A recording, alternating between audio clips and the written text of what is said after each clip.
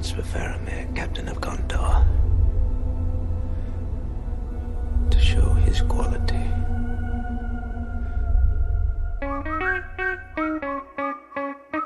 Chapter 5. Discount Boromir.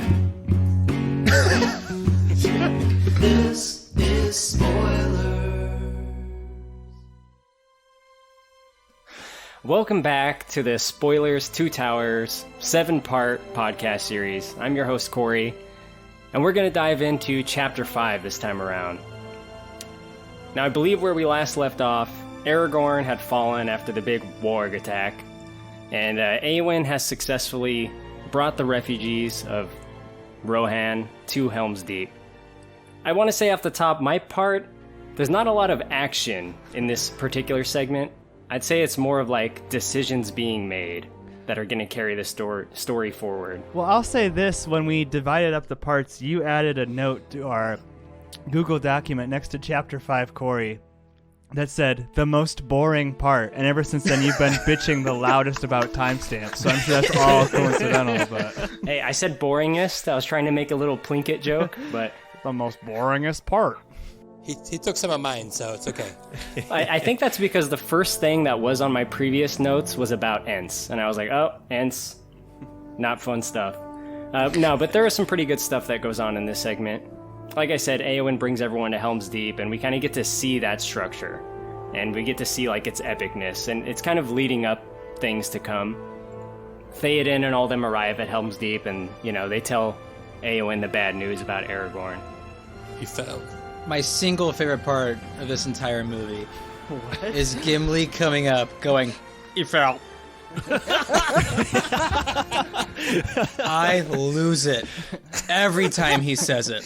Did you laugh out loud in the theater? Laughed out loud when I heard him say that. A young, impressionable 12-year-old me laughed hysterically when he said that. That's so strange, Stevie, I that you still laugh. laugh to this day when he delivers that, "He fell." Like, I lose it.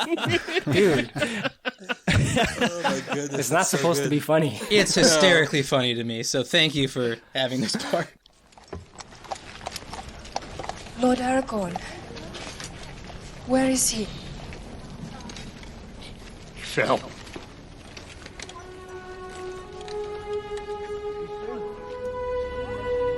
I get it, but I can't believe that's what The you... music gets all sad. Yeah, I can't believe that's what you've been building up to for like 3 pods now. Yes, that's the part. Favorite line's coming. It's so Never would've small and guessed. so effective. Josh, maybe you can tell us about what Saruman and Grima Wormtongue are up to. I believe they're making the first bomb. Oh, I think Jordan kind of teased this last time because perhaps the only reason Aragorn let Grima survive was so he might accidentally blow up Saruman in a folly, some sort of folly. But I think another point that is made is like, yeah, Aragorn letting Wormtongue go makes it so Saruman knows all the intimate details of Rohan and Helm's Deep too, right? So he knows that there's one point of weakness. So we get a little glimpse here. I have always thought this was a pretty cool scene, but he's making like basically a gunpowder sort of firework bomb that's later going to be attached to a suicide orc. Ugly one, too. The one that had nothing to live for, even less than the rest. I don't get on this one, like, it makes it seem like the gunpowder bomb thing is sorcery or like a new invention of Saruman's, but like Gandalf was lighting off fireworks last movie. Like, this is a known thing. How is Helm's Deep not prepared for explosives? Wizards have gunpowder. That just occurred to me. It's called C4, you idiot. Get the candle away from it. Exactly. Technology that's too advanced for you to know how it works always appears as if it's magic. That's like an old sci-fi trope, actually. But I think that's actually kind of cool that Gandalf uses his knowledge of gunpowder to like put hobbits in awe on a birthday. Saruman's just like strapping it to the back of an orc, sending him in for a suicide mission. He is what Saruman should have been. I mean, they could have really progressed this whole society between the two of them, but chose not to. But oh well. I did mention that Aragorn had fallen, and Stevie laughed, but Him falling is not funny. Gimli's delivery is hysterical. I could never watch that the same way again. It fell. Like, it's just so funny. everything gets all slow-mo after that. It's supposed to tug at the heartstrings, man. Come on. No, it hits the funny bone real hard. But alas, Aragorn is not dead. Isn't that right, Brett? He's not dead. He did fall, but he is alive. Shocker. Now, this is all movie-specific stuff that's going on. Like, this is, I think some of the most liberties that Peter Jackson took were with the character of Aragorn. Maybe you can expand on what happens here, though. Just real quick, my dad does not really like these movies that much, and it's not that surprising. He's like read and listened to the books probably over 40 times, and the one gripe he's got more than any other gripe is he used to be like, God, they always like Aragorn's always getting knocked down and falling over, and people are like almost killing him. He's like virtually like unstoppable, unkillable, like a killing machine in the book, and that's what bugs him the most. So he's a ring wraith in the books. Yeah, he's like never in trouble. He's always just got the upper hand. But yeah, he just falls down, and then his horse that he used, is that supposed to be the horse that he let free? Mm-hmm. Oh yeah. My biggest question here is, why don't you send out some sort of search party for the King of Men? I mean, there's water down there. You never know. Well, that's kind of like what Legolas was kind of mad at Theoden for. He's like, leave the dead. And he looks at him, so... Yeah, I'm with you. That's would be where I would start. There's also a moment here. What's the elf woman's name? I always get her confused with Eowyn. Arwen? Okay. There's a moment where Viggo Mortensen is lying on the beach and Arwen is kissing him. Then 5 seconds later, there's a shot where his horse is licking his face, and I know there's a cut where there's like a smash cut between those, and like he's pretending that the horse is her, like in some dream. Like, I know they toyed around with that idea. I think you meant Viggo Mortensen. Viggo Mortensen. Is Aragorn saved by the power of love? Are we meant to believe that? Not the power of spooky spoilers. It's the power of love. I mean, that's what Huey Lewis was singing about, so maybe. Anybody? 80s people? Okay. It's weird, Korey, because it's an elvish connection because he has that dream and she kind of wakes him up, but it's also an elvish connection because he's talking to that horse and he has that conversation earlier, and it ends with him saying, let this horse out into the wild because it's seen enough war or something like that. So I don't know. I think they earned that horse finding him, but I think Brett's point is really true. Like, why is Aragorn the one getting all messed up and his hand caught up in I don't know. Because he has to be. Yeah, I mean, making him OP. Your hero has to fail and fail and fail again. There's no tension if he's just stabbing everybody and not getting in trouble. He's the king. You know he's not going to die. He has to fail, though. Otherwise, you're going to get a story like the new Mulan they just released. And it was so boring because she never failed. Yeah, I know Miles Morales is Spider-Man, but I still want to see him fail for half of Into the Spider-Verse. That's what makes the flip so great. Yeah.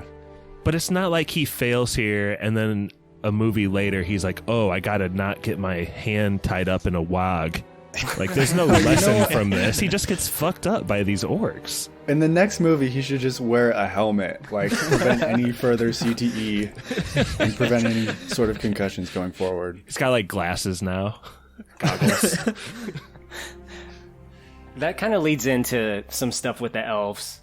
The next bit is kind of like slow and thoughtful. Stevie, we spend a little bit of time with Arwen and see what she's doing over there with Elrond. Can you kind of tell us about what's going on there?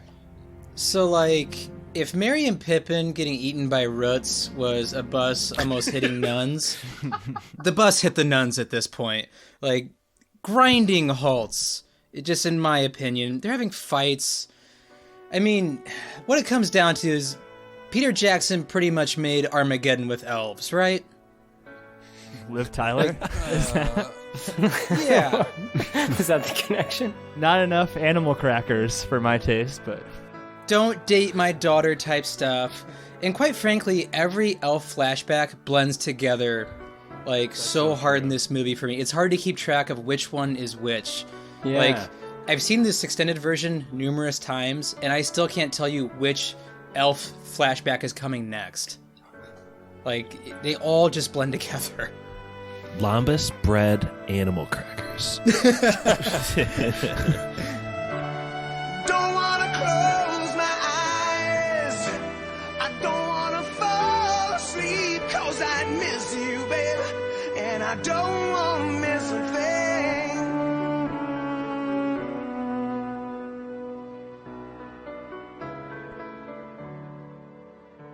In this part, Elrond's basically telling Arwen that she doesn't have a future with Aragorn. She's got to leave Middle-earth to, where is it they're going? Undying Lands? The Heaven? Undying Undying Lands. But he's wrong because she's only like 1 day older than him, right? Yeah, no, yeah. To the day. If Josh is to be believed. That portion was edited. What I do like about this segment is the music and the dialogue. Not necessarily like the substance of what's being said, but the way like Elrond and Galadriel speak is like poetry. It feels like magical. And that's kind of cool. Even if like what they're saying doesn't really amount to much and it could be just summed up in like a line. In the gathering dark, the will of the ring grows strong. It works hard now to find its way back into the hands of men. Men who are so easily seduced by its power. The young captain of Gondor has but to extend his hand, take the ring for his own, and the world will fall. It is close now. So close to achieving its goal. For Sauron will have dominion over all life on this earth, even unto the ending of the world. It's like poetry, it rhymes. It's like poetry, but it doesn't rhyme. I really actually kind of hate these two back-to-back scenes because you have... even on the director's commentary, Peter Jackson says the purpose of this is to reorient the audience and like provide some exposition and like level set and show the ring again. We haven't showed the ring that much, and I don't know, between this and like the shot after this is like literally a map of Middle Earth and like Faramir pointing like we are here and we need to go here. It's like okay, That's a like good point. it's a bit much information and like back-to-back scenes for me. One of the things that's decided is, I'm pretty sure this is what they're trying to convey. Galadriel kind of like communicates to Elrond that maybe we should help out the men. Like shit is not going to go well for them unless we help them, right? With this upcoming Helm's Deep thing. Mm-hmm. Send in Haldir. No one cares about him. For some reason, I keep thinking, like, is Galadriel, is she intimating that Sauron's like shadow will also extend to the Undying Lands, and that's when Elrond's like, oh no, like let's help, because it seems like it's pretty like, if that's the case, it's just out of self-interest, right? So you're saying that Sauron could possibly like even go to where they are? I mean, I don't get the geography. I have no idea, but that's what I got from this last viewing, I guess. Yeah. And I'm just not sure if that's what she's like trying to say. Like, I think he'll come for us too. I was going to say, what I think Jordan's getting at is Elrond doesn't want to pay taxes. And when he finds out he has to, he decides he'll help people. Are the Undying Lands like a continent? Or are they like another planet? Or are they another like celestial plane? Like, I don't understand. It's like a realm. So you can't like walk there. Like you can't take No, only immortals and ring bearers were allowed to live in this realm. Dude, this is just like how they wrote Indiana out of the football playoff of the Big Ten. Like, this is a rule. Ring bears. Yeah, sure, you can come too. You're in. This is going to be so dated when it comes out. Korey gets it. Yeah, he's a football fanatic. Yeah, totally following. Mikey, maybe you can tell us a little bit about what's going on with Frodo and Sam. They're out there being held hostage by Faramir. Discount Boromir. Yeah. Like you said, we get that map shot that tells us exactly where we're at on our quest. And they seem pretty far away. Not even close, even though they were right next to Mordor. They seem to have missed a couple of directions and now they're way off course after Faramir just took them. Yeah, they had a long blindfolded walk. Yeah. But I like the effect of like just hiring children with hobbit feet and then like shuffling them around by these adults and like playing it off as Sam and Frodo. Yeah, I mean, they're not really doing much. I'm gonna be honest, Korey, I'm sorry, I fell asleep during this part. This is the most boring part of the movie. And I took a little nap, probably like 15 minutes, but that is like half of your segment. Well, it does lead into something that I quite like a lot. So the hobbits, they start talking to Faramir, and a couple things are revealed to Faramir. They kind of like name drop Boromir eventually, right? They say that they were traveling out of Rivendell. They talk about like, oh yeah, we were with an elf and Gimli and this other guy, P. Diddy was there. But when they, when they say Boromir, then he realizes that, okay, it's part of this quest, and we get a little bit of a flashback. Pappy, I love this flashback, like, a lot. What do you think about it? Absolutely love it. And the funny thing is, too, like, I hate to, like, keep referencing the director's commentary, but I never, ever watch these, and, like, I watched it for this, and it's so good. Like, I highly recommend anyone just checking that out. It's freaking entertaining. But, like, all of these flashback scenes in Osgiliath, I think I'm saying that right? Like, with Boromir and Faramir, like, taking back the city, those were all shot as, like, pickup scenes, like, years later. So, like, 2-3 years after the principal shooting, they came back and, like, shot all of these scenes. And whoa, they're shot. Really? It's shot to provide, like, you know, that one line, a chance for Faramir to show his quality. So this scene, I've seen that meme. Yeah, this scene was shot after the scene where, like, he says it in the theatrical cut, right? So this scene is shot to provide context for him saying it later on in the movie, which is interesting. Makes so much more sense. Yeah. Don't ruin trivia. I love seeing the Boromir, Faramir, like, friendship here. Like, they're brothers, they're clearly boys. Like, even, like, the kind of the fact that they unite, like, kind of against their dad at times. They just want to drink ale and party and take back their land. Like, I love it. I think it's a great scene. Good speech. Nice and short. Leaves more time for drinking. Break out the ale! These men are thirsty! Remember today, little brother. Today, life is good.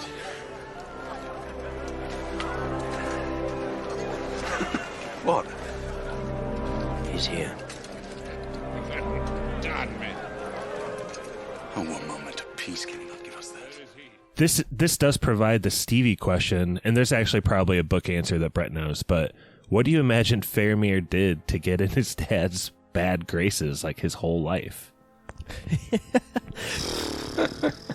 Man, you know how you said that you thought maybe Wormtongue would throw a candle on a bomb by accident and everything would resolve itself? I just picture Faramir doing that, like, from the day he was born. That's how I picture that. And I mean, maybe it's different in the book, but I feel like movie Faramir almost started simp culture. Like, he's just so passive and whiny. Like, honestly, I think simp culture, literally, he might be the godfather of it all. But, is it different in the books, book readers? Oh, yeah. Yeah, Brett. Josh, the simple answer is that he wasn't Boromir. That's his sin.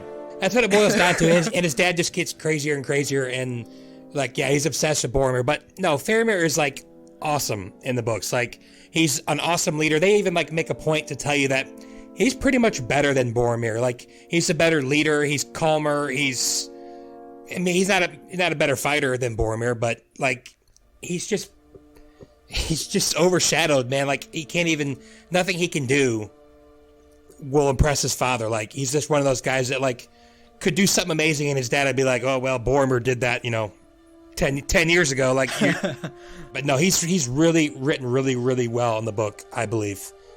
He's just super nice and super cool. And he proves he's better than Boromir in the scene, not in this movie. But, like, he pretty much says, I don't want whatever you have. I won't take it. He said I wouldn't pick it up if I saw it on the side of the road. Like, that proves, like, right there that he was better than Boromir. So. I I think this scene is great because it tells us a lot about these characters. Like, we understand all three of the main players better because of this scene. We understand Faramir better, Boromir, and Denethor. He loves you, father. Do not trouble me with Faramir. I know his uses and they are few. We have more urgent things to speak of. Elrond of Rivendell has called a meeting. He will not say why, but I have guessed its purpose. It is rumored the weapon of the enemy has been found. The One Ring. Silur's Bane. And it has fallen into the hands of the elves. Everyone will try to claim it. Men, dwarves, wizards. We cannot let that happen. This thing must come to Gondor. I also think we, like you said, we understand Boromir a lot more. Because the idea of, like, going to Rivendell, you know, for the council about the ring, like, frightens him. I think deep down, just the idea of the ring frightens him because he doesn't trust himself. So I do like that this was in the extended cut. It's dangerous, I know. Ever the ring will seek to corrupt the hearts of lesser men, but you are strong, and our need is great. It is our blood which is being spilt. Our people who are dying. Sauron is biding his time. He's massing fresh armies. He will return, and when he does, we will be powerless to stop him. You must go. Bring me back this mighty gift. No. My place is here with my people, not in Rivendell. Korey, my favorite part of this whole like little scene here is when Faramir's like, "Oh, he's here," and Boromir's like, "Can he not give us a moment's peace?" Like, not necessarily about parents, but everyone has like, you're hanging out with someone, and the undesirable comes through the like the doorway, and you're like, "God damn it!" Yeah, it's like when I get on the Skype call and it's like all quiet. I'm like, "The fuck?" Oh god, Korey's here. I'm going to talk about this scene a little bit more because I like it so much, but Denethor he's so fucked up to Faramir. Like, he treats this guy like shit. When it's talked about going to Rivendell, and Boromir's like, I don't know if I want to do that, man. And Faramir, he pops up and he's like all innocent. He's like, I'll go. Like, all nice. Y'all talking about the ring? Can I go? And Denethor's like, get the fuck out of my face, dude. Back in your cage. You'd probably fuck it up anyways. It's so good. There's need to go to Rivendell. Send me in his stead.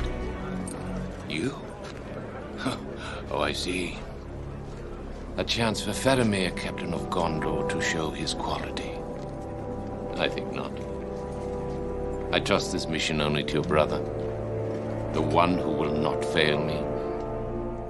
But it does tell us why Faramir is this way, and when he discovers that Frodo has the ring, obviously that's the reason he wants it. But a little bit before that, Jordan, we see Gollum show up in the picture. He's kind of been away for a little while. Why don't you tell us about how that kind of goes down? He's just taking a little swim in the forbidden pool, and Faramir kind of brings Frodo out, and he's like, "Is this one of your companions?" He's got a couple archers that are just ready to shoot on Gollum, which is brutal, but it's also brutal how long Faramir makes them hold their shoot position. Because, like, man, those arms must be tired as fuck. Those guys are jacked. just holding it, waiting. How great would have been if one of them went like the beginning of Helm's Deep battle and just accidentally let go of the helmet. Just totally an accident. But yeah, like Frodo ends up saying, like, we kind of get a glimpse into his mindset here that he's bound to Gollum, is how he says it, or Smeagol. And so he goes down to him and gets him to come out of the pool because it's under punishment of death for anyone who enters that, apparently. Which is a bad rule, by the way.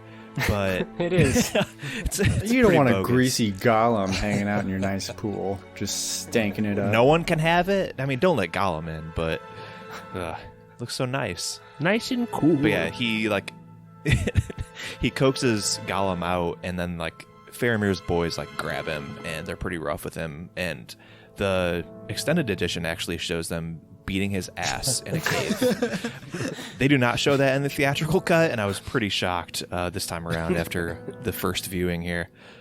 It's a very annoying choice, too, when they're beating his ass, because, like, Faramir's looking the other way.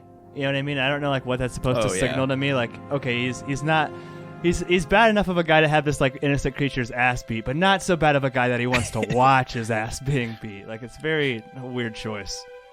Brett, you said that Faramir is awesome, but he does not seem so nice and cool here. No, I mean, I said he's definitely... They really, they like take him being the kind of the what's the word I'm looking for?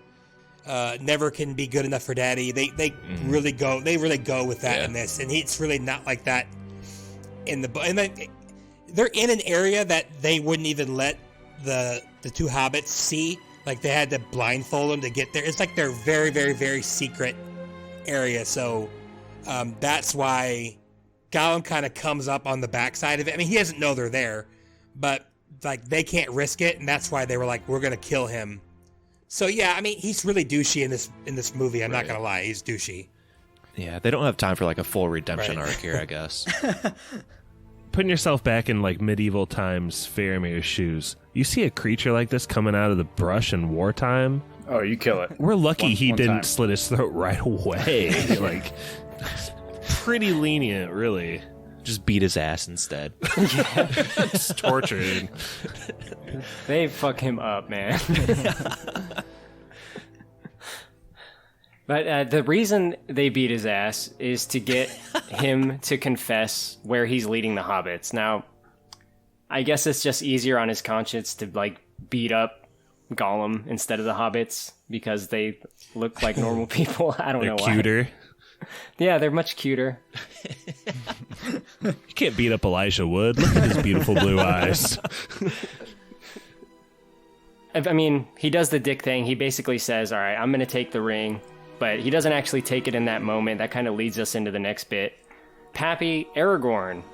He arrives back at Helm's Deep. And, I mean, who do you think is happier to see him? Legolas or Éowyn?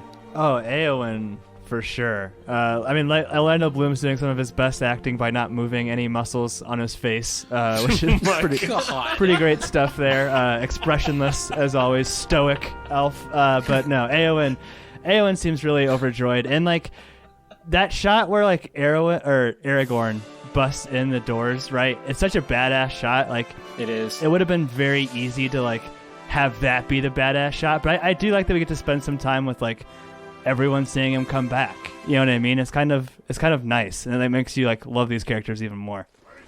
Where is he? Get out of the way! I'm gonna kill him! You are the luckiest, the canniest, and the most reckless man I ever knew. Bless you, laddie. What Aragorn does is he's warning Theoden. All the orcs are coming. They're basically preparing for the big event to come in this movie, the final act, the Battle of Helm's Deep. For some reason, Theoden doesn't want to ask anyone for help. Anyone got opinions on that? No. He's a bad leader. Dumb. Like they're clearly, their backs are up against a literal wall. I'd be taking any kind of help you can get. I don't know what his deal is. I think it has to do with this arc, which I love Theoden's arc. So, I think he, in this movie especially, like in the movies, I never read the books, I think he sees himself as kind of like a fatherly figure, like a father of his kingdom, which he failed because he let Wormtongue in. His son died, so he failed as a father there. And I think like he's kind of trying to regain that title by like, no, I can lead these people, I can do it, I don't need to depend on anybody else. Mm-hmm. That's the way I kind of took it. He even mentions his niece or his daughter or his sister daughter, however Brett put that. Like he failed, he should have been a father to her, right? Like he even mentions that. So that's really smart. So I think being a father was extra important to him. Theoden seems... He just seems really insecure. Like, there's a scene when Gandalf is trying to convince him not to go to Helm's Deep, and we kind of talked about, like, why that would be the case. But, like, Gandalf kind of puts his hand on, like, the arm of his throne, and Theoden kind of gives it a glance. And then there's later when he, like, confronts Aragorn about who is the king of Rohan. And then here, like, he's he's being really defensive about like how Helm's Deep is impenetrable and like this is no mere fort, like it's never been penetrated at all. And it just seems like he's he's dug his heels in and he's like, no, fuck it, like we can handle this. He's kind of stubborn old goat. You must call for aid. And who will come? Elves, dwarves. We are not so lucky in our friends as you. The old alliances are dead. Gondor will answer. Gondor. Where was Gondor when the Westfall fell? Where was Gondor when our enemies closed in around us? Where was No, my lord Aragorn. We are alone. That leads us to the end of this segment, pretty much with it ends with a line that is kind of perfect, leading into our next two parts. There is no time. War is upon us. Any final thoughts before trivia? Mine is when Theoden says earlier, I think it actually was in Jordan's episode, he's like, your witchcraft would have me crawling on all fours like a beast. I just really like that line. I got one that I laugh every time. I don't even remember exactly what it is, but Gollum just freaking screams. Precious! That's this episode, right? He is like, like, dude, my precious. What part is that? But Right yeah, into the it makes me camera. laugh every time. It's after they beat his ass. Oh yeah. What did he take from you? It's my precious. Oh yeah, that's what it is. Yeah, so good. Oh my god. Whew. I don't know. Any more last second notes? I can get into trivia. It's cool. There's the one scene where I don't remember what the guy's name is, but he's like telling the villagers to like, hey, we're about to head to Helm's Deep. He says, do not burden yourself with treasures. And that's like me anytime we go out to eat anywhere. It's like, you don't bring a bunch of stuff. Like, let's just go. Yeah. One more thing too, like we recorded 3 pods tonight. It's after midnight on the East Coast. If you're enjoying what you're hearing, maybe think about being a stauncher on Patreon. It's late for the boys. They're putting in a lot of work for you. Really are. Mikey, if they're like, don't take any possessions, you're like, F you, I'm taking my PS5. You're definitely taking some sort of video game. I think I would be asking how far is this walk first. Get the right. You're like, I'm going to chill here. on. I'm good. I'm good. I think like this is the funniest out of the 3 movies, and I think it would have been great when the guy goes, don't burden yourself with possessions, and one guy in the back just goes, "We ain't got nothing, you dumb son of a bitch." I mean, all these rocks. What do you mean? Or if he was like, don't bring possessions, and someone's like, and no religion too? Oh my god. Okay, let's get to trivia. And that's how Imagine was written. So yeah, subscribe to our Patreon, and here's our trivia section. I did not give the standings in the last episode because, quite frankly, I was shook. I've been messing up trivia quite a bit lately. But here's where it stands. Pappy, you are in first place. And there's only 2 episodes left after this, so you're sitting in a good spot. Pappy has 11 points. Jordan, you're 1 behind him at 10. Korey, you're at 9. Stevie, 8. Brett, also at 8. Mikey, you're looking like a favorite for the Gollum again. I want a recount, and I want all of Pappy's points allocated to me. That might second happen. that. We'll wait till the Electoral College puts it in, but for right now, you're at 4. So, the name of tonight's trivia is, quote, a chance for Faramir, captain of Gondor, to show his Elkhart quality. What? Sounds fair.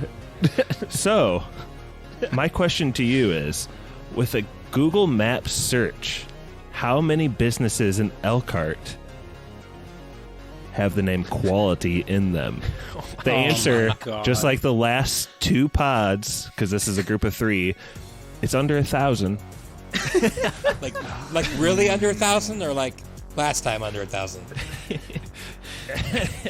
It's just a joke. A just question, my liege. Korey. Is this Elkhart County or Elkhart City, Josh? Elkhart City. Elkhart City, okay. City proper. I just want to give Korey an additional hint. Elkhart's population is like 52,000. So, just for everyone out there, it's Elkhart, Indiana. Pappy, you are up first. Gonna say 22. You said Korey. this is city limits. Oh, sorry, Jordan. And it took all of my city strength proper. to not say 420, but that's what I had to win. I'm gonna say 14. Korey. I'm going to say 20. Good guess. Mikey's gonna say 69. Stevie and Brett, you guys are tied at 8. Ring Bear gets the advantage, going invisible. Brett, you're up.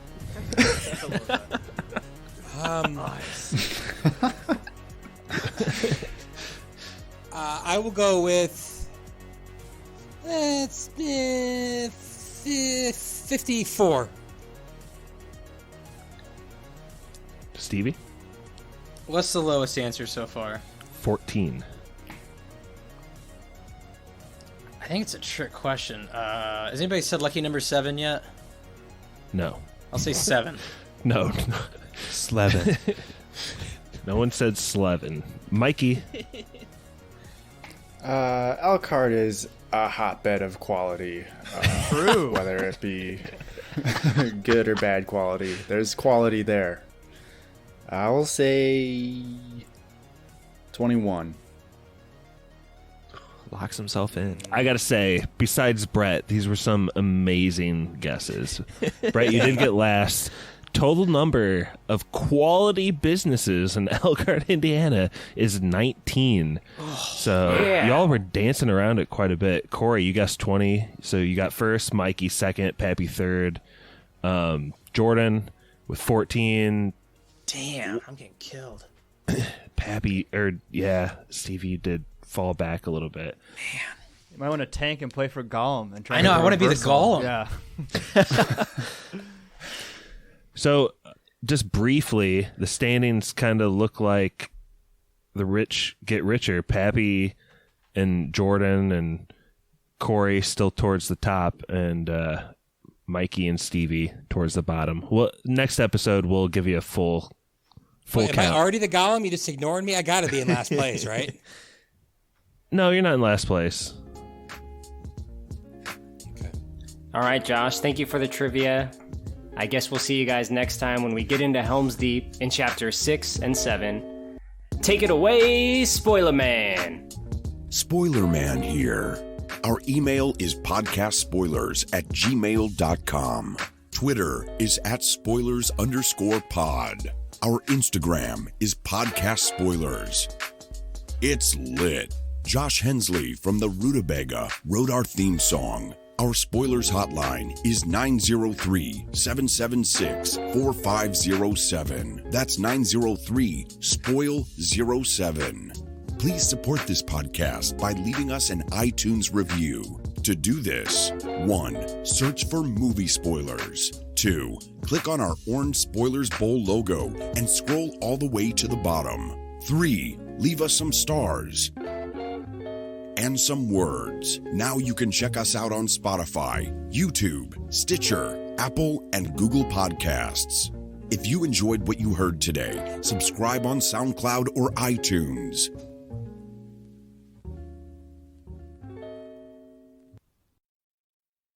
That was Spoilers.